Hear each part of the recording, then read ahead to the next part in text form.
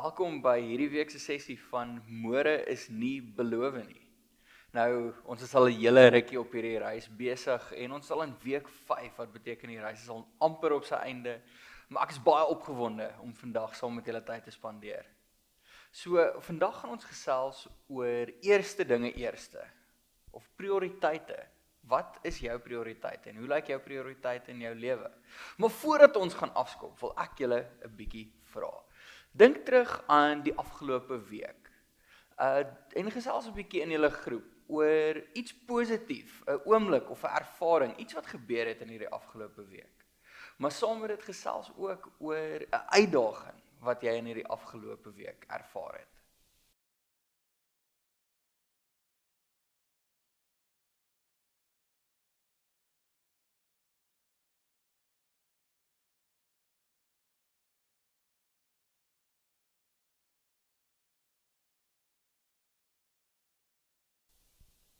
Wees dus baie versigtig hoe jy lewe.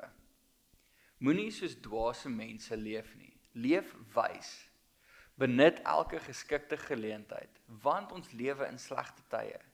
Moenie ondeurdag optree nie, maar probeer uitvind wat God se wil is. Tyd is een van die waardevolste hulpbronne wat elkeen van ons het.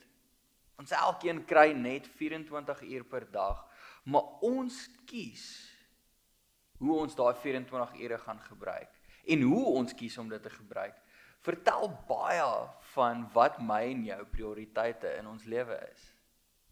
Die apostel Paulus in sy brief aan die Efesiërs wat ons nou net gelees het, spoor die gelowiges aan om verstandig te leef en die meeste te maak van elke geleentheid. Maar saam met dit om ook die Here se wil vir hulle lewens te soek en te verstaan. En as ek en jy gaan leef asof môre nie beloof is nie, dan dink ek en jy gaan 'n bietjie anders kyk na hoe ek en jy ons tyd spandeer.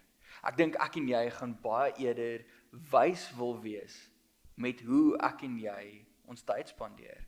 En wat Paulus daar in sy brief sê, is dat ek en jy moet wys wees. Dis 'n oproep tot wysheid. Wees dan baie versigtig hoe jy lewe. Nie as dwaase nie, maar as wyses. Sien, Paulus gee vir ons die opdrag om versigtig te wees. Om nie onverstandiges te wees nie. Sien, wysheid en tydsbestuur beteken om te erken dat my en jou dae getel is. Dat ek en jy net 'n sekere hoeveelheid ure elke dag het tot ons beskikking. Wysheid saam met dit natuurlik beteken ook om te besef dat ek en jy net 'n sekere tyd elke dag het om God te eer, om hom te soek, om hom te ervaar en om hom uit te leef in die wêreld daar om ons. Selfs die psalmdigter het verstaan dat ek en jy, die manier wat ek en jy ons dae gebruik, lei na wysheid. Psalm 90 vers 12 sê, leer ons dae so gebruik, dat ons wysheid bekom. En hierdie wysheid kom ook nie net van self as ek en jy bloot net ons dagboek onder beheer het nie. Hierdie wysheid gaan oor meer as om net doeltreffend en produktief te wees. Dit gaan daaroor om ons daaglikse aktiwiteite in lyn te bring met dit wat God se wil is, wat sy plan is en wat hy besig is om te doen in my en jou lewe en in die wêreld om ons.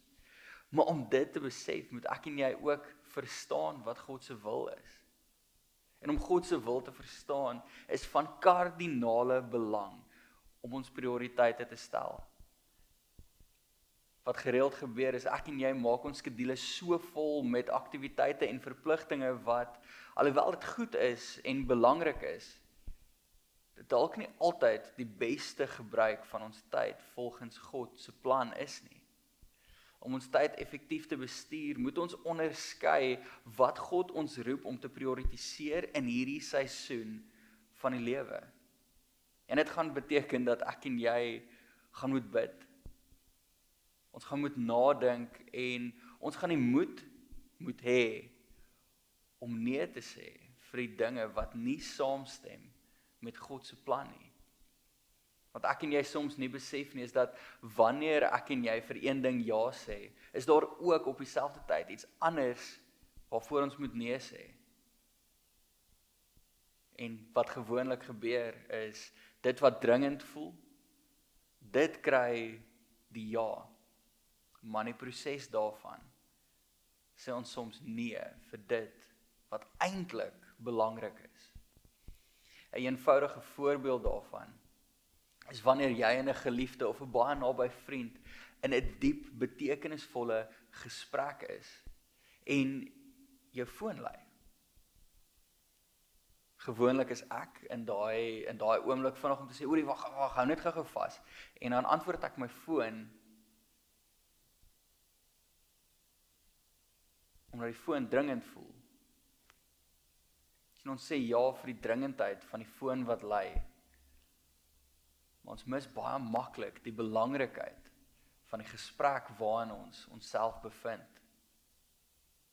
Voordat ons verder gaan, wil ek julle vra om so 'n bietjie te gesels. Wat is daar heiliglik in jou lewe wat vir jou dringend voel, waarvoor jy ja sê? Saam met dit, wat is daar in jou lewe wat jy weet belangrik is, wat eintlik 'n bietjie hoër moet opskuif op jou prioriteitslys? En watter praktyke kan jou in hierdie proses help?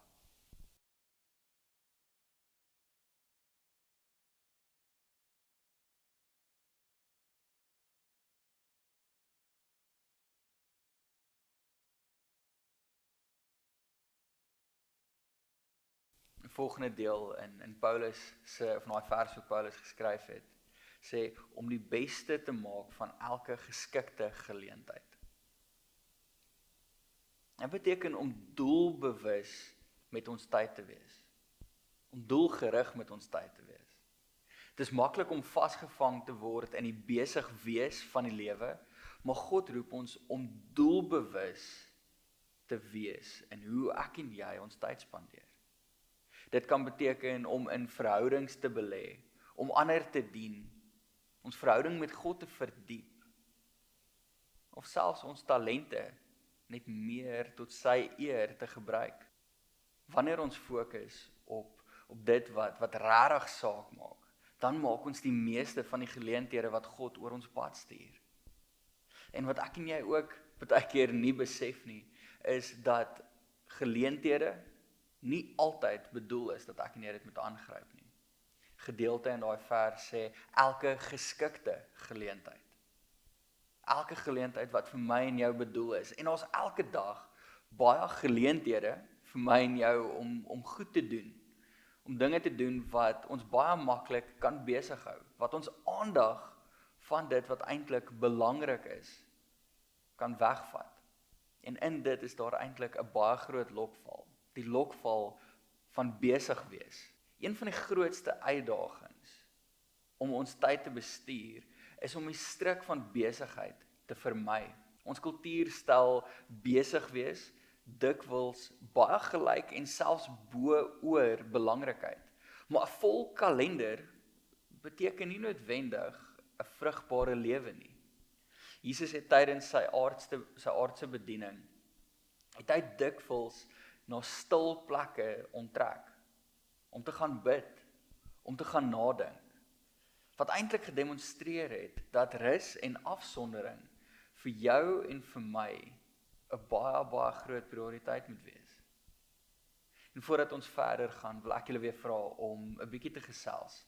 Hoe balanseer jy op hierdie stadium produktief wees met die behoefte aan rus en geestelike vernuwing? En wat kan ons leer uit Jesus se voorbeeld in sy lewe?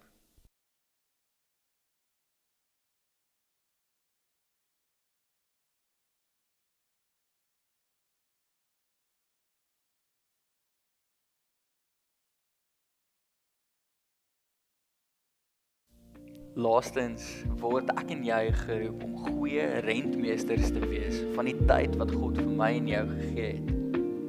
En rentmeesterskap beteken om te erken dat die tyd wat ek en jy het, dat dit 'n gawe van God is. En ons is verantwoordelik vir hoe ons dit gaan aanwend en hoe ons dit gaan gebruik. Hierdie ingesteldheid skuif my en jou fokus. Dit verander dan bloot na net om ons dae te vul, om so produktief as moontlik te wees. Maar ons prioriteit lys te skuif na dit wat regtig belangrik is. Ons prioriteitslys te skuif na dit wat in lyn is met God se wil vir my en vir jou lewe. Vandag om af te sluit, wil ek julle vra, kom ons gesels 'n bietjie saam. Watter praktiese stappe kan jy in hierdie week begin neem om jou tyd op 'n manier te bestuur wat God eer?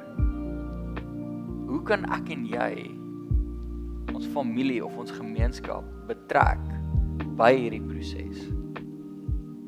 Saam met dit wil ek vra dat julle vir mekaar sal bid. Tydsbestuur is 'n baie groot uitdaging vir baie van ons. So ek wil vra dat julle sal bid vir aanmoediging, dat julle mekaar sal aanmoedig en saam met dit dat julle mekaar sal accountable hou op hierdie praktiese stappe wat julle dalk noem. Dat julle mekaar sal aanmoedig om stil te word, om te rus en om goeie rentmeesters te wees van die tyd wat die Here vir my en jou gegee het. Tot volgende keer.